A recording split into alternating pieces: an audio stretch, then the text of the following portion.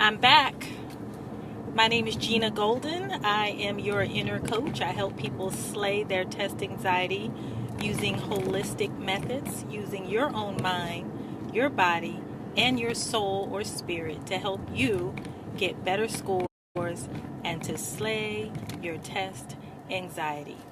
So today we're talking about sleep hygiene.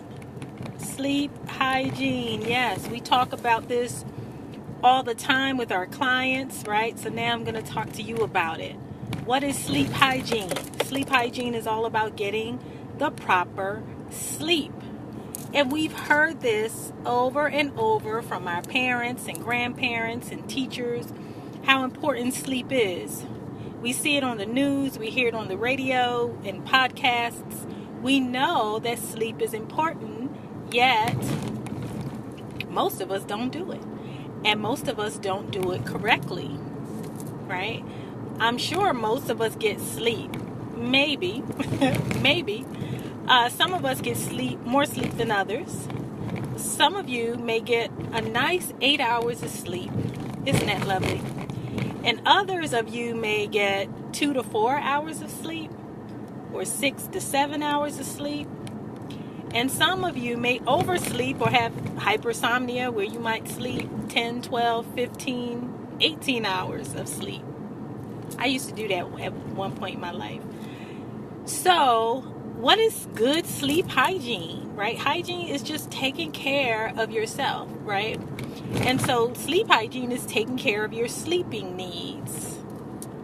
And so we know that research is saying that we should get 8 hours of sleep a night. Some people say 8 or 9 hours or 7 to 9 hours of sleep every night. How many of us actually do that? I don't know if I do 7 to 9 hours, but some nights I do. Some nights I actually do, and some nights I do a little less than that.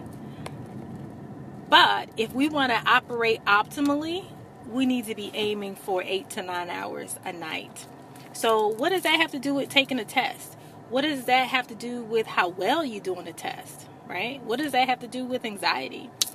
So we know that oftentimes when we're studying for a test, the one thing that people tend to do, which is absolutely the wrong thing, and that is cramming for the test. And typically when we're cramming, we are staying up late. We're staying up beyond our normal time to sleep.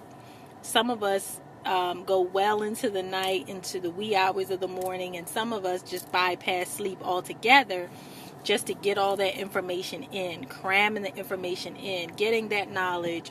Sometimes it's the only time we can study, right? After we get home or put the kids to bed or get off of our second job, whatever. Sometimes nighttime is the only time we can study right before a crucial test. Well, I get that, and I guess it's better to study than to not study at all on one hand, but the other hand is actually better to just get yourself some sleep. Get yourself a nice, restful sleep. Put all your worries aside. Wake up in the morning and study.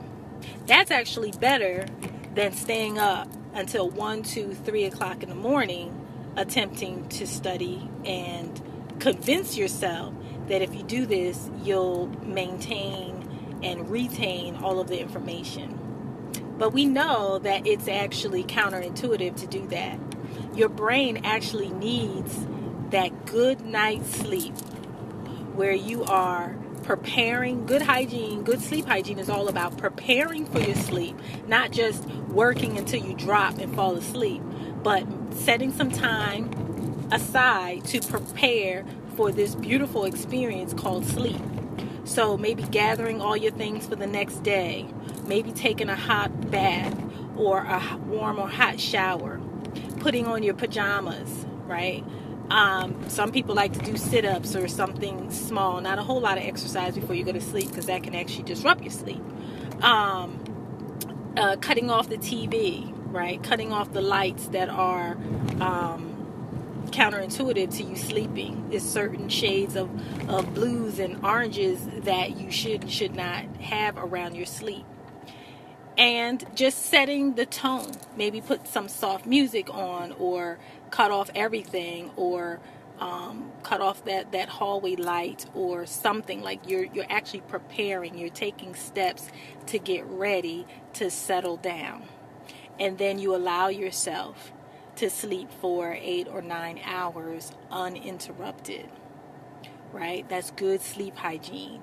And also, which goes against good hygiene, sleep hygiene, is studying in the bed with all your books and all your papers and all your study materials and all your 3x5 cards and your highlighters in the bed with you. Not a good idea, right? You need to have the bed just for sleeping or other intimate activities, but you don't want to use your bed as your desk, as your studying place, right? So you get your good sleep.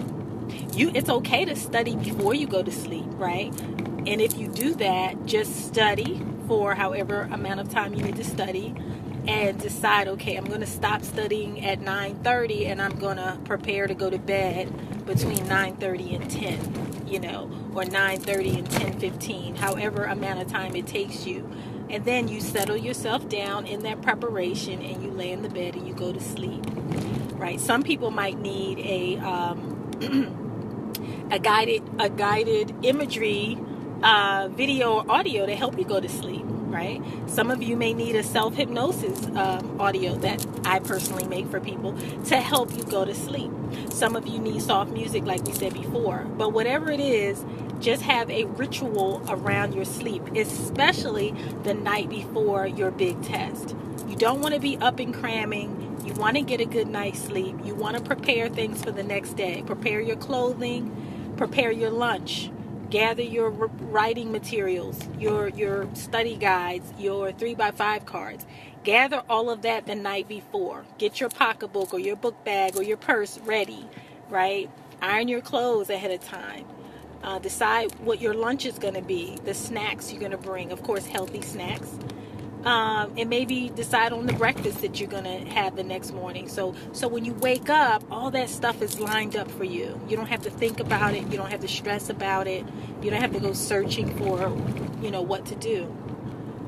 But the main reason why we want to have a good night's sleep right before your test, who knows the main reason, the numero uno reason why you should have a good night, restful and peaceful sleep the night before your big examination?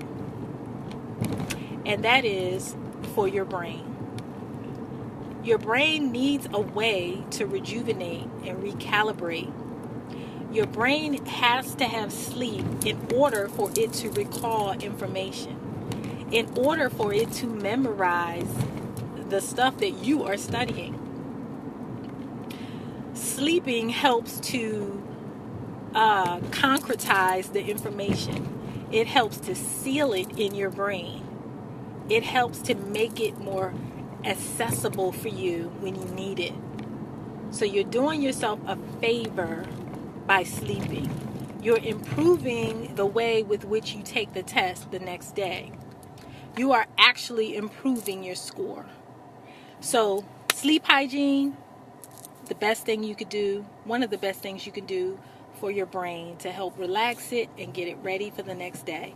This preparation actually reduces some of your test anxiety. It can help you slay it and do your very best. I'll be seeing you later with some more tips and tricks and tools to help you pass your next test anxiety by eliminating your test anxiety. I think I said that wrong, but helping you pass your next test by helping you eliminate your test anxiety. See you soon. Peace and love.